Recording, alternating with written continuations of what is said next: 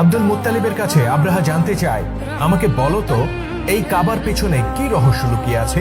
কেন অগণিত মানুষ এখানে ছুটে আসে আর তোমরা তাদের সাথে ব্যবসা করে এত লাভবান হও?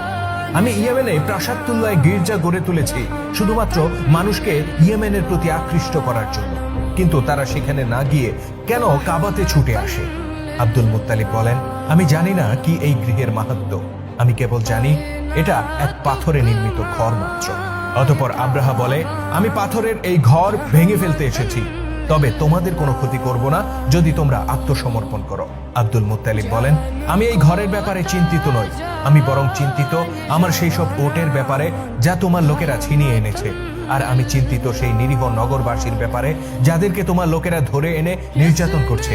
তুমি তাদেরকে ছেড়ে দাও আর আমার সম্পদ আমাকে ফিরিয়ে দাও। আব্দুল মুত্তালিবের এই কথা শুনে চটে যায় আব্রাহা।